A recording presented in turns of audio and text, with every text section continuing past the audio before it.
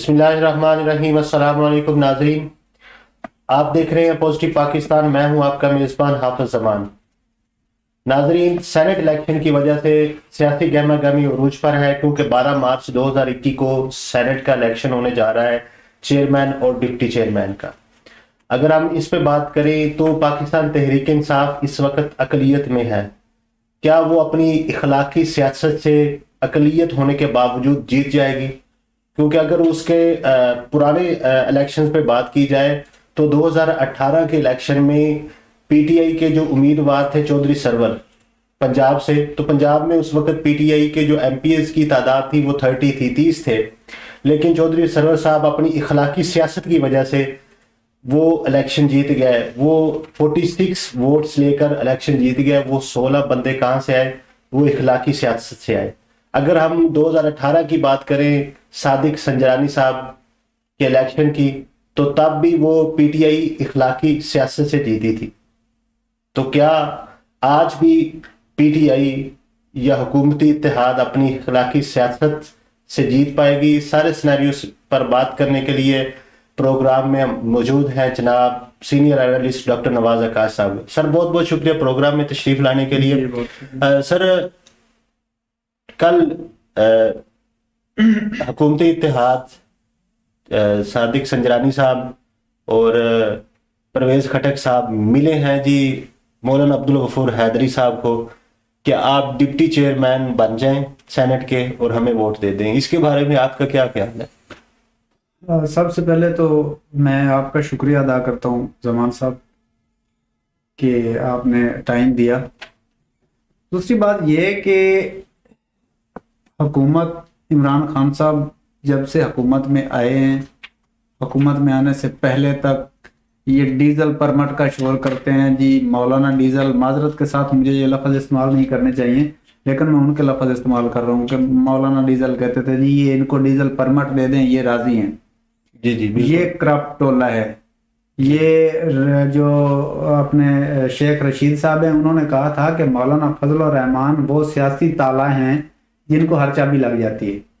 تو آج ان کو یہ کیوں اتنے اچھے لگ رہے ہیں کہ مطلب آج ان کے پاس یہ کیا لینے گئے ہیں؟ میرا نہیں خیال کہ جو یہ مولانا فضل الرحمان صاحب ہیں وہ ان کا ساتھ دیں گے۔ ڈاکٹر صاحب، ہم نے دیکھا کہ پچھلے الیکشن میں، سینٹ کے الیکشن میں عمران خان صاحب آصف زرداری کے ساتھ اخلاقی مکاؤ پہ آ گئے تھے۔ تب وہ ان کے پاس چلے گئے تھے اور انہوں نے اپنا چیئرمین سینٹ صادق سنجرانی صاحب کو بنا لیا تھا۔ ڈپٹی چیئرمین جو تھے وہ پیپلز پارٹی کے تھے، سلیم مانڈی والا صاحب کے۔ تو آپ کیا سمجھتے ہیں کہ کل پرائم منسٹر صاحب نے بڑا ایک خطاب بھی کیا، ایک اخلاقیات کا بڑا درس دیا ہے کہ جی اپوزیشن کو بھی چاہیے کہ اخلاقیات پہ آئیں، یہ کرپشن کرتے ہیں، یہ سارا جو ٹولہ ہے اپوزیشن کا، انہوں نے بڑی کرپشن کی، میں چوروں کو چھوڑوں گا نہیں۔ تو 2018 میں چوروں کو ساتھ لے کے یہ سینٹ کا چیئرمین انہوں نے منتخب کیا تھا۔ ابھی تک زرداری صاحب کو یہ 10% کہہ رہے ہیں، مسٹر 10%۔ جی جی، یہ پورا ان کا وہ کہہ لیں کہ تکیہ کلام بنا ہوا ہے۔ جی جی، انہوں نے اپنے خطاب میں بھی کہا، جو انہوں نے اعتماد کا ووٹ لیا، اعتماد کا ووٹ لیا، اب انہی سے کہہ رہے ہیں کہ جی آپ ہمیں بھی سپورٹ کریں، اب حکومت کو سپورٹ کریں۔ تو یہ اخلاقیات کی ابھی آپ فرما رہے تھے، یوسف رضا گیلانی صاحب کیوں جیتے ہیں؟ تو آپ تاریخ اٹھا کے دیکھیں۔ جی جی، یوسف رضا گیلانی صاحب کا آن دی ریکارڈ کبھی بھی کوئی بھی غیر مہذب ٹویٹ، غیر مہذب لفظ، غیر مہذب زبان کہیں پہ انہوں نے استعمال کی ہو۔ جی جی جی، اور یہ جہاں بات ہوتی ہے میٹھی زبان سے نہیں لگتی اس میں کچھ دولت زیادہ۔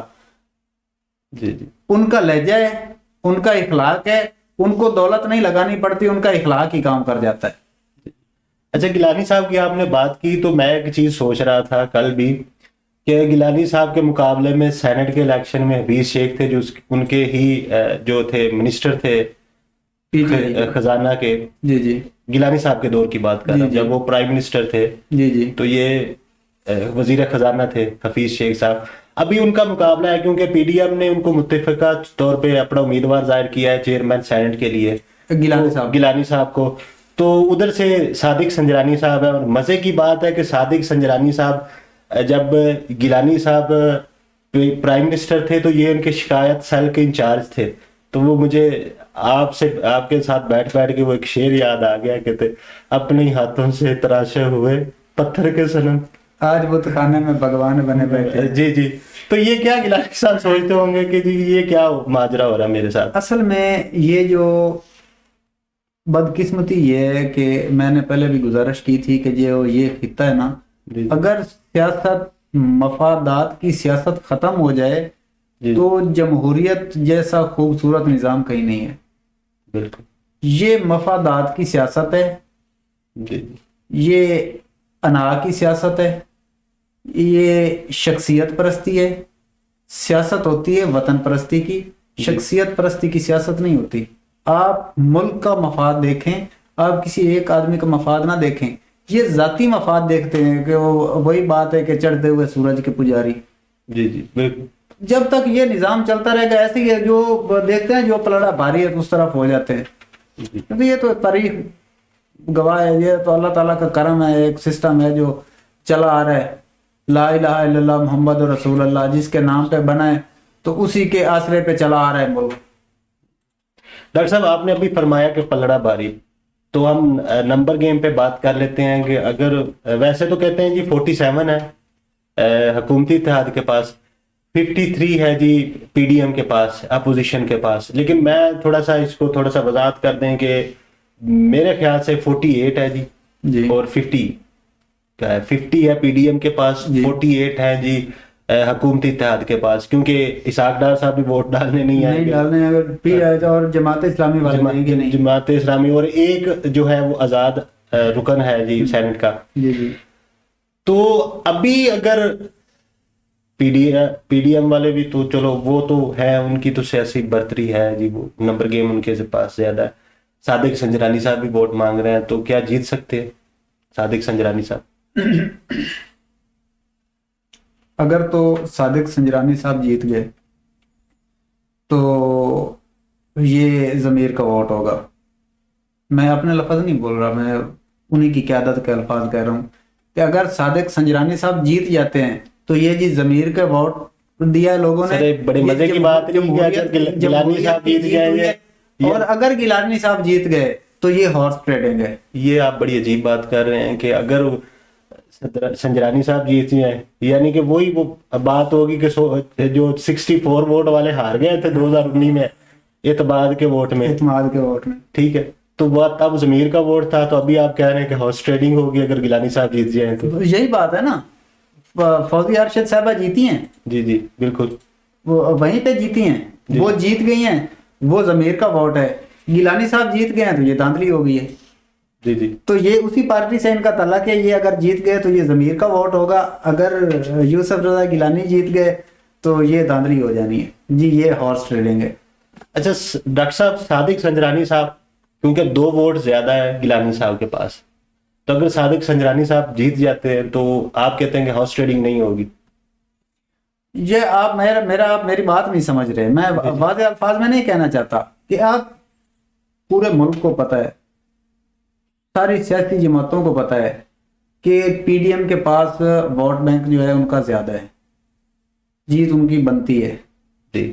اور جہاں تک میرا خیال ہے کہ اس حوالے سے یوسف رضا گیلانی صاحب بہت لکی انسان ہیں، بہت کم آ رہے ہیں.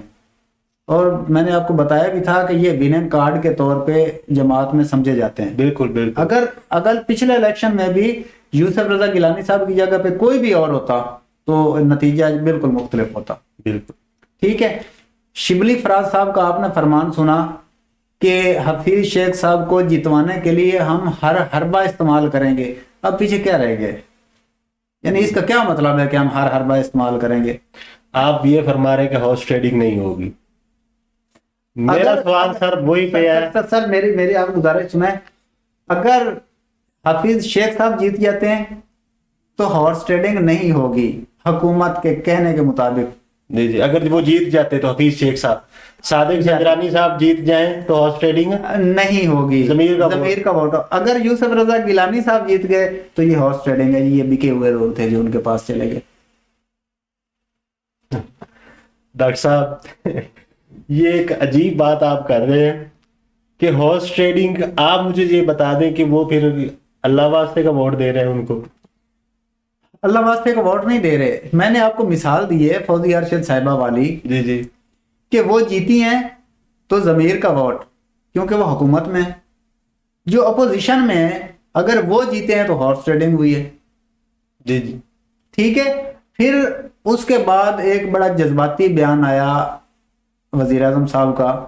بڑے جذبات میں انہوں نے آ کے کہا کہ میں اکیلا ہی لڑوں گا، میں یہ کرپٹ عناصر کے خاتمے تک اکیلا ہی لڑوں گا.